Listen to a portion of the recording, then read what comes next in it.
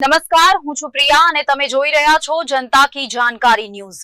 નજર કરીએ આજના સમાચાર ઉપર। અબડાસાના નલિયા ગામમાં 5 દાયકાથી ઉજવાતા ગણેશ ઉત્સવની જેની શરૂઆત 1972માં થઈ હતી, ત્યારે અબડાસા તાલુકામાં ફક્ત નલિયા ગામમાં જ ગણેશ ઉત્સવ ઉજવવામાં આવતો હતો।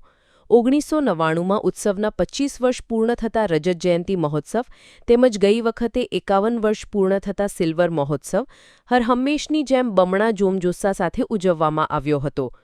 આજે આ ગણેશ ઉત્સવ 52માં પ્રવેશ કરી ફરી ધામધૂમથી ગણેશ મંડળની ત્રીજી પેઢી સાથે ઉજવાઈ રહ્યો છે। આ વખતે 2025માં ગણેશ ઉત્સવ 52મા વર્ષમાં પ્રવેશ્યું હતું, ત્યારે ભગવાન શ્રી ગણેશની પ્રતિમા સ્થાપના માટે શ્રી રમેશભાઈ જોશીના ઘરેથી નીકળીને શ્રી પ્રતાપસિંહ ઉમેદસિંહ જાડેજાના ઘરે ખોના ફળિયામાં પહોંચી હતી, જ્યાં ખૂબ જ ધામધૂમથી ભગવાનની સ્થાપના કરી ભગવાન શ્રી ગણેશની પૂજા અર્ચના કરવામાં આવી હતી। સમગ્ર ગણેશ મંડળ તેમજ નલિયા ગામવાસીઓ દ્વારા 3 દિવસ પૂજા અર્ચન કરી શ્રી પ્રતાપસિંહ ઉમેદસિંહ જાડેજાના ઘરે 3 દિવસ સમૂહ ભોજન પ્રસાદ પણ સાથે લેવામાં આવ્યું હતું।